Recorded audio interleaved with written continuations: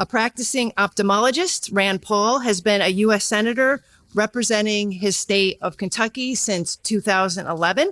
His independence and willingness to take unpopular positions on behalf of American interests, liberty, and constitutional values has catapulted him into national attention. Just in the last few years, he has led efforts to claw back congressional war powers by challenging the post-9/11 AUMFs, sought to prevent weapon sales to Saudi Arabia and Egypt, bring our troops home from Syria and Iraq, and questions unconditional aid to Ukraine and saber rattling against China over Taiwan. All this in addition to his unflagging efforts to protect American civil liberties at home. I personally enjoy hearing his worldview, which is richly steeped in constitutional values, and I look forward to hearing about what he thinks is a foreign policy for the middle class. So without further ado, I'd like to introduce Senator Rand Paul.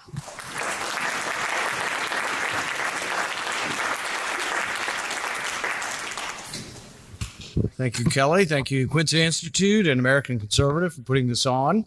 I got to compete with food, so I don't know how well I'll do with competing with lunch, but I noticed some people were wavering on whether to hear the speech or get their lunch. I saw everybody stay in line for lunch, so lunch is important. I was thinking about what to say today, and I was reminded of an interview I had one time. This has probably been 10, maybe 12 years ago, and this was on MSNBC, which I don't do very often anymore. This is back before Trump and before people became deranged by Trump and before people could think of nothing else and their heads exploded and you couldn't have a reasonable interview anymore on these channels. But this was an interview with Chris Matthews. I actually kind of liked Chris Matthews. We weren't from the same wavelength on a lot of things, but I enjoyed being interviewed by him, and I thought he was a fair interviewer. And at one point, we got to talking about Hillary Clinton, and he had worked for the Clintons. And I said, well, she's just a neocon. I don't think she's much different than George W. Bush. And he was a little bit aghast, but, he didn't really argue that much. And he asked, why do you think that? And I said, well, she supported the Iraq war, like many Democrats, but she's from that wing of the party that basically thinks that we should use our military might, that we should intervene, and somehow it's going to be for good around the world. Then she claims to have learned a lesson, but then as time went on, when she had the ability and power in the Obama administration, she took us into Libya. They went into Libya without a thought. And the result was sort of the same. And you can ask this question, after the Iraq war, was the Middle East more or less stable? Was Iran more or less checked in their behavior by an oppositional force next to them? You can ask the same about Libya. After, toppling Gaddafi and we get rid of the dictator, was Libya better off or worse off? Was the Middle East more or less stable at that point? And I think on every question, even today you ask people and they're worried about, arms trafficking and terrorism in the sub-Sahara. They say, well, yes, because they're still coming out of Libya. It's still a mess. And all the arms that went into Libya and all the arms that Gaddafi had accumulated over time are still traveling out throughout the Middle East. So the idea that we can intervene and make the world safe for democracy and we can make the world look like us, just practically in reality hasn't really worked. And yet the foreign policy seems to still be the same. There are those of us here, but the people who run this place, the people who, run the political parties, the presidential candidates, there just doesn't seem to be a lot of difference. You look at the Senate Foreign Relations Committee that I'm on. Really, the only difference between the Democrat chairman and the Republican minority, the ranking Republican, is degree of bellicosity, degree of hyperbolic rhetoric. But on policy, they're essentially the same. Unlimited arms for Ukraine, rattling the sabers for China. They seem to be in complete agreement, but nobody ever really takes an assessment of whether it's working or not. So one of the questions I like to ask of any of the State Department people who come in is like, can you tell me one behavior that has changed from a sanction? Can you tell me one sanction you put on Russia that Russia has now said, oh, we're sorry. Oh, damn, we should have never done that. And we're going to do exactly what you want us. Just tell us what to do and we'll do it. Or tell me any kind of behavior that's been modified by China or by Russia or by Iran. In fact, if you look at Iran, it's sort of the opposite. Many Republicans were for the maximum pressure of the previous administration, but the facts dictate otherwise. If you want to say, did maximum pressure work? Well, Are they enriching uranium more or less since we left the Iran agreement and we have inserted this maximum pressure? Well, a lot more. I mean, I think under the agreement, it may have been down as low as 3%. It's 60%. I think people say they're a week away from being able to, if they wanted to enrich to where they could have bomb grade uranium. So, I mean, there's no real objective evidence that putting more sanctions on them helped. In fact, I would argue that sanctions don't work at all. The only sanctions that work are if you offer to repeal them, in fact. But what we tend to do is we put more on and more on and more on. And to my knowledge, I don't know that any that were removed. In the Iran agreement, there were some sanctions that were going to be removed and were removed. But with Russia and China, we've been doing this for 5 years, some of these for 10 years with both countries. I'm unaware of any that we've removed. So I asked Blinken this in the committee last week. I said, you guys are great with the stick. You guys went over there and, he dressed him up and down, and it was reported how sort of startling the contrast was of a Secretary of State in a foreign country, really reading China the Riot Act. But I asked him the question, do you think they're more or less likely to quit selling dual-use parts to Russia now? That's what they want. That's what our country wants. We don't want them selling parts to Russia that could be used in the war. But do you think dressing them down, do you think yelling, scolding them and telling them they shouldn't subsidize these industries and they shouldn't do this, do you think that somehow they're just going to say, oh, we're sorry? Now that you've told us and now that you've yelled at us in an embarrassing way in our capital, we're sorry. We're just going to quit selling arms to Russia, or arms parts. They're not literally selling arms. But the thing is there is another alternative, and it's called diplomacy. Another word is called quid pro quo, but you're not supposed to have quid pro quo anymore. But that's what diplomacy is about. If someone doesn't like you and you don't like them, you won't do it because you dislike me. And we have an adversarial relationship. I have to give you something, and you give me something. It is a trade. And one of the bizarre moments in the impeachment process over Trump was they said it was a quid pro quo. He wanted an investigation of the Biden corruption over there, or they wouldn't get their foreign aid. But the hilarious thing that wasn't reported very much is 4 senators, all Democrats, sent a letter at the same time. And they said, we'll withhold your aid if you do investigate the Biden family. So both sides wanted to condition the aid on something they wanted. But the bigger, broader question, and people ask me this all the time, and I don't care which country it is, whether it's a friend or a foe, should aid be conditional? Well, of course it should be. All aid should be conditional. Should there be a bare minimum standard? Absolutely, there should be a bare minimum standard. Maybe you don't put blindfold over people and shock their genitals, or capture 15-year-olds for texting that they want to have show up at a protest of the government. These are the countries we give money to. Egypt. Look what Egypt does to young people in Egypt, to anybody that protests in Egypt, to Christians in Egypt, to any kind of minority in Egypt. Or, look what Shia countries do to minority Sunnis, or what Sunni countries do to minority Shias. There's a lot of bad stuff that goes on. I'm not saying we can make it perfect, but maybe we should have some conditions on who we give money to. Patrick Leahy had an op-ed yesterday in the Washington Post. I don't know if anybody saw it, but it was on the Leahy amendments or whatever. And they were put in such that if there's been a coup in a country and it's not a democratically elected country, the foreign aid's supposed to end. And I think it was great. It was the idea of introducing at least some bare minimum of conditionality to our money. And but it's never used. It's completely ignored. And look, I mean, Egypt is a military coup. Niger is now a military coup. There's half a dozen sub-Saharan countries that are military coups now. In fact, of the 11, I think, military coups in sub-Saharan Africa in the last 5 years, almost all of them were trained in democracy in Washington, D.C. They came here. We paid to bring them here. The most recent general that took over had his democracy training here. I guess we should have sent him to CNN also. If he'd been to CNN for democracy training and to our military camp here, maybe he'd been a better Democrat. But he decided to go home and just take over power. But we built a $100 million base. So we have a $100 million base in Niger. And right now, you talk about ignominious, you talk about shameful. Our soldiers are sharing the base with the Russians. And when we leave, the Russians are going to get the whole base. We built a nice drone base. We have all this, housing, equipment, runways, and the Russians are going to get it when we leave. But the Nigerians say it's sort of an arrogance that we tell them what to do all the time, and we tell them what they can do. and we don't ever listen. And I think that's part of the problem with our foreign policy is you have to listen. You don't have to agree with your enemies. You don't have to agree with your adversaries, but you have to listen. I was in a committee hearing one time, and a Republican on the Senate Foreign Relations Committee says, I don't care what Tehran thinks. We do this. I don't care what they think. You don't have to agree with what they think. They're our adversary. But you have to know what they think, and you have to know why they're doing things. If you want to change their behavior, you have to understand what motivates their behavior.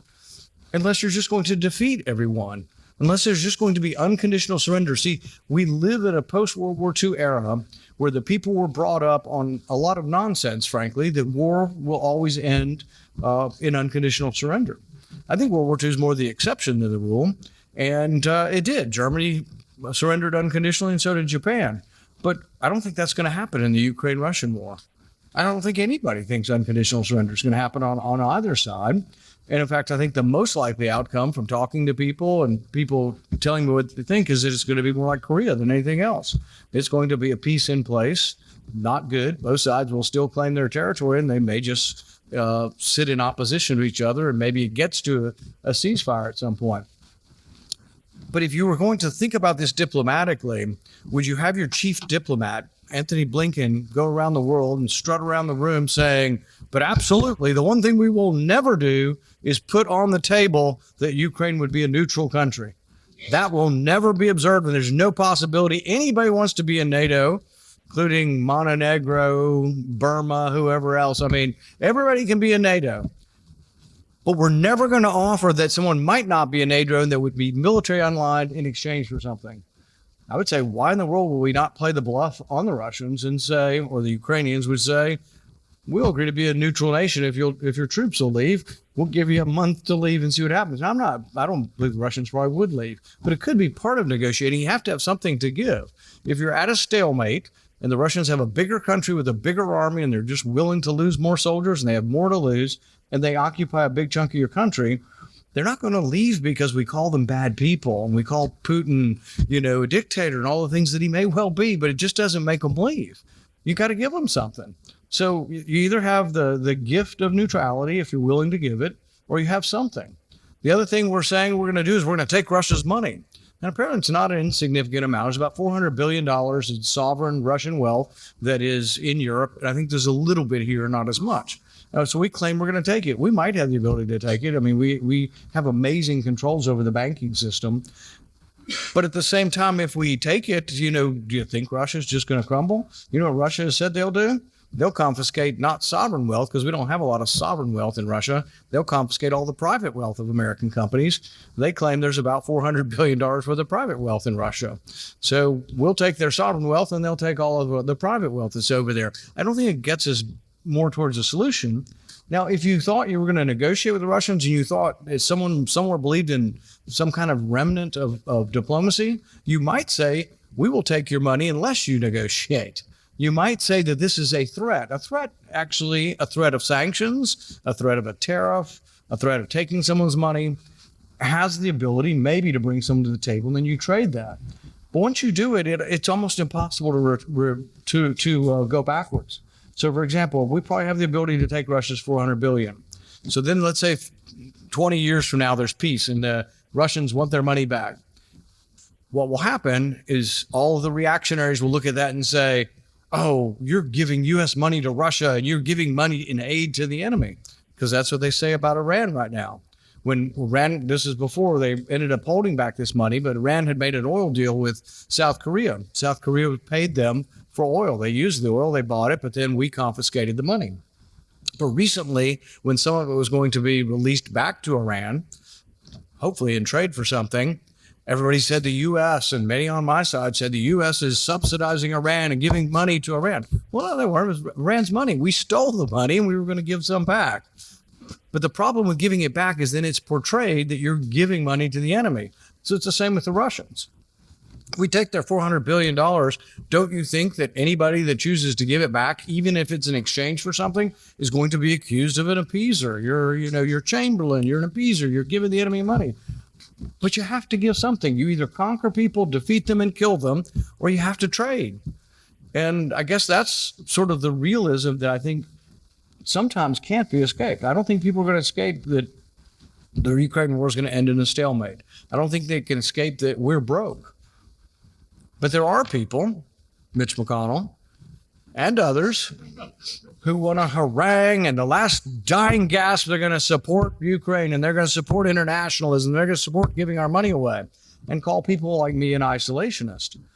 But the idea, and some of these ideas of our founding fathers, that we'd have commerce with all and alliances with none, doesn't mean you retreat within an iron fortress, and you don't go anywhere. Commerce with all is a big deal. That means we're going to have trade with all. What are the McConnells of this world and those beating the drums with China want to do? They want to end trade with China. Big trading partner with a lot of stuff. And I'm not here to say the Chinese government's a great government. I wrote a whole book talking about how they obscured the fact that they, in all likelihood, knew about the virus coming from a lab. So I have no love lost for the Chinese communists. But I think ending trade is a disaster and hurts both sides. Trade helps both sides. Same with the Saudis. I don't love that the Saudis, what they did to Khashoggi. I think it's awful. In fact, I wouldn't sell them arms because of it, but I wouldn't have an embargo. I wouldn't quit trading with them. So really, there's a bit of isolationism that actually goes into neoconservatism. They're the ones that want to ban trade with countries. They're the ones that want to send armies places. Those of us who are less interventionist simply want to have more interaction with the world. We don't want to isolate ourselves. We actually want more interaction with the world. And so I think the terms have become confusing. The terms are used as an epithet, but we also have to argue that it isn't so much about isolationism. The fact that I oppose sending money that we don't have to another country, or that borrowing money to send it, is somehow, to me, that's not isolationism. That's just fiscal conservatism. I mean, if we had a $500 billion bonus surplus, we could argue whether it's wise or not to give it to different countries if we ran a surplus. But since we run a $1.5 trillion annual deficit and have a $34 trillion total debt, I think it's just simply fiscally conservative. We shouldn't borrow money to give it to people. And, it's sort of the analogy of you see a homeless person and you walk past them and your salary is $20,000 a year and you have 2 kids and a wife or a husband, however you want to do the story. But you don't have enough money to barely pay your rent and get food. You're just getting by. Would you go to the bank and borrow $1,000 to give it to the homeless person? That's not true charity. That's just a terrible notion and something that will make you worse off and less likely to ever give money to anybody. So we do have to worry about our fiscal house. And there is a reason why we just shouldn't borrow money, frankly, to give it to other countries. And we can have another debate when we start running surpluses, which we're a ways from. I think in the end, though, that the debate over foreign policy should also be tied into and part of the understanding of where wealth is created.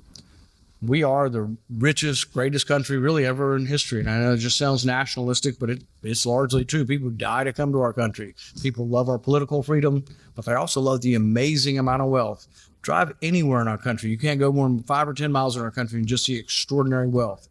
But it's not just here. It's spread throughout the world. It's spread throughout the world by trade. When we become isolationist and we start having no trade with other countries is when we become poor as a world. Humanprogress.org does some good stuff with research and data. And they say that at about 1820, at the beginning of the Industrial Revolution, that maybe 98% of the world lived on less than $2 a day. Using constant dollars, if you look at how much of the world lives on $2 a day today, it's less than 10%. So we went from almost everybody in the world. And in fact, if you look at wealth, the y-axis being, profitability or wealth over time, and the x-axis being time, all of humanity's lived on the x-axis for almost the entirety of human existence. I don't know how long we've had humans, a couple 100,000 years or whatever, but we're on the x-axis. When we get to 1820, it does this. Why? Because we started listening to Adam Smith and The Wealth of Nations, the division of labor. Not only division of labor within countries, division of labor between countries, international trade. There are a movement among us, some who don't want trade. Trade is part of capitalism, and it is the engine that has made us the greatest, richest country. And I think we need to remember that when looking at our foreign policy. We have to be prudent with what we have or don't have, but we also have to not kill the engine that has created the greatest constitutional republic in the history of the world. Thank you very much. Thank you, Senator. Thank you, Senator. And I appreciate you sticking around for a couple questions, and literally have 3 here. So, and I like this one, and I don't know who asked it, but do you think the War Powers Act or the budget, the purse string, is a better tool for stopping dumb wars? Well, I think the best tool would be the Constitution, because the Constitution takes the power away from the presidency and gives it to the legislature. Many people, ranking member of the Foreign Relations Committee, he's one who will say often, he'll say, well, you can stop, and so will Lindsey Graham will say this, you can stop war anytime, just quit funding it. And so you have the power of the purse, but the reason it doesn't work is for several reasons. And it's not the way the Founding Fathers did it. They didn't say you could defund the war. You can, but they didn't say that, maybe because they realized how hard it is to defund a war. And the reason is that, maybe your son is a soldier and you look at me and say, what, you're not going to buy him bullets? He's not going to have any food. He's not going to have gas for the tank. You're going to do that to my son who's in the middle of a war. And so it becomes very hard to vote against it. I had this conversation with Pat Leahy one time, or a couple times, because he was there at the end of the Vietnam War. And this was a war. We don't have wars that unpopular now. That war was fought under conscription. People thought the poor fought more of the war than the rich. People went to college, seemed to be not have to fight in the wars as much. And when you looked at that, and people said, could we end that war? It was very unpopular, protests and everything. We still couldn't get the votes. And he said finally there was a vote. I think it was in 1975 in one Senate committee. But I don't think there was ever a full Senate vote to defund that war, which is why we've had some remarkable votes here recently. They haven't been active wars, but we tried to end the Iraq War, which has been over for 20 years, and we actually were able to muster a majority to do that. We tried to defund a couple of different wars, and we actually won some of them that were vetoed by the president. But the funding mechanism doesn't work because of the emotions and because it's just too late. I mean, you want to start the war before you get in, have 500,000 dead, and have people serving in overseas. So, and the War Powers Act, it's never really interpreted the way it's supposed to. Nobody ever reads it. And in it actually defines, I think, 3 different ways you can go to war. It says you can declare war like the Constitution says. You can authorize a war. And what's the other one? And maybe an immediate defense of the country or something. So how would Libya qualify? It's none of those things. We never voted to authorize it. It is, we're not, they aren't attacking us. They're having their own internal squabble. People report it. When you see it reported in the news, they'll say, oh, the War Powers Act tells the president he has to, within 60 days, tell us why he's fighting a war. It doesn't really say that. It's contingent upon the first 3 getting to the reporting requirement. So the reporting requirement is a secondary requirement. That's all they ever report. No one ever reports that, Senator so-and-so says they haven't adhered to the first part of the War Powers Act, which is really adhering to the Constitution.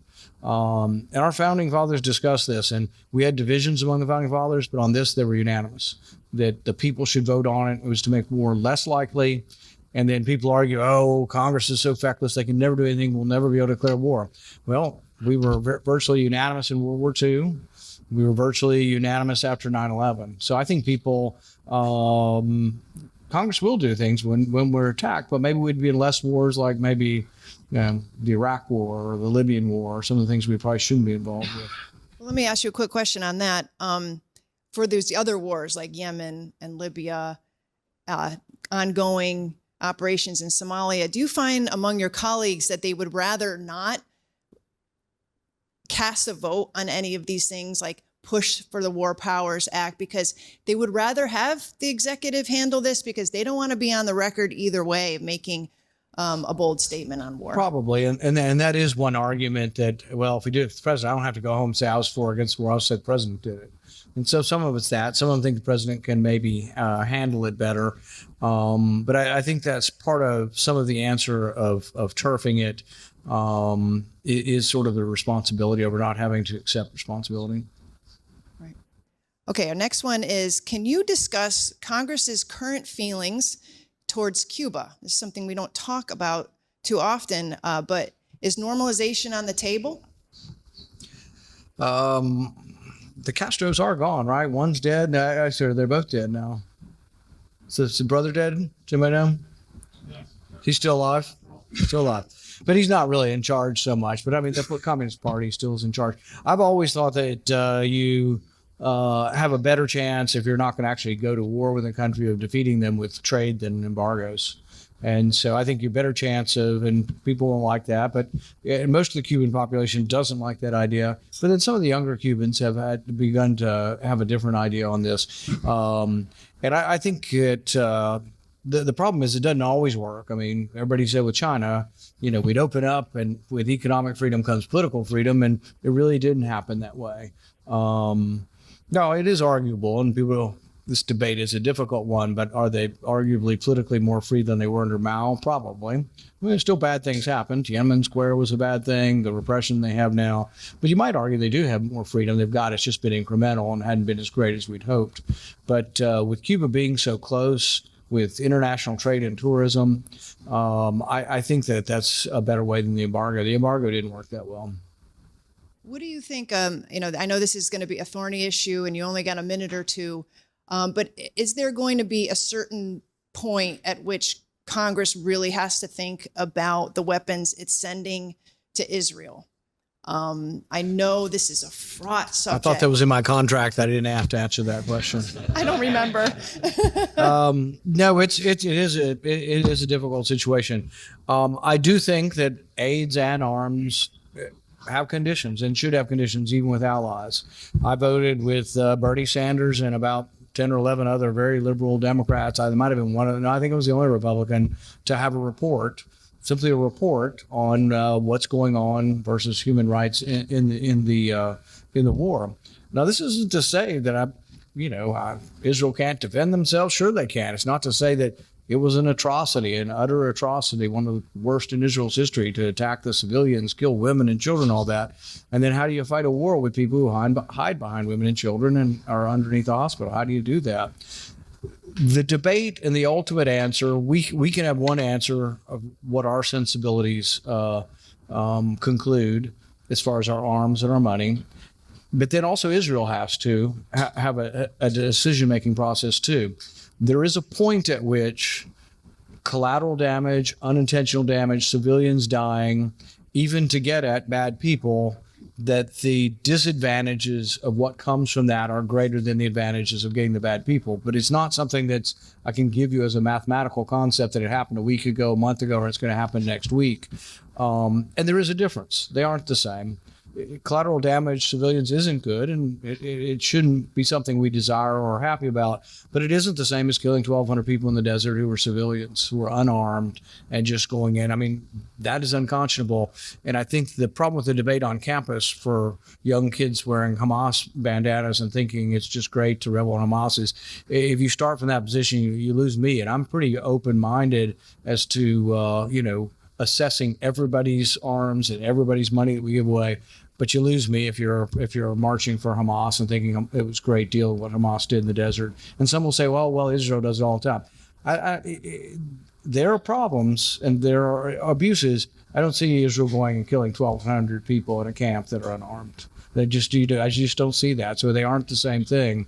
But there is a point at which enough civilians die that it'll be a backlash on Israel, that Israel will be more endangered the longer it goes on.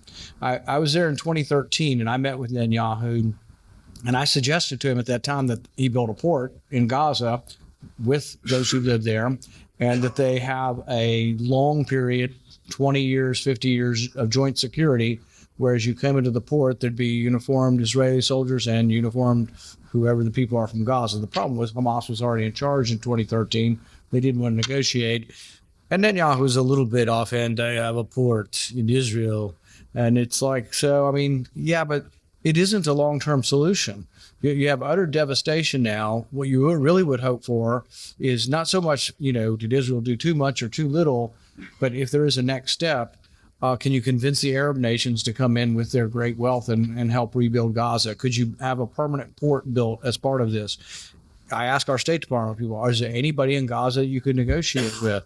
Are there others, or people like a Chamber of Commerce, like successful businessmen and women who think maybe it was wrong that Hamas went and killed 1,200 people and they're willing to sort of be a new government? But all these things are easier said than done. And really, the Israelis feel like there's still people there that were involved with the attacks. It isn't an easy answer. Do you worry about the U.S., including our troops, getting sucked in to some sort of conflagration as the longer this goes on in Israel and in the way it's going on? I worry about our troops everywhere throughout the Middle East being drug into things. I think not enough is being said or written about how militarily it is a terrible strategy to put 200 soldiers somewhere. Reagan recognized this with the bombing of the Beirut barracks. But we have probably 8 different locations in Syria with about 200 people in each one of them, 200 soldiers.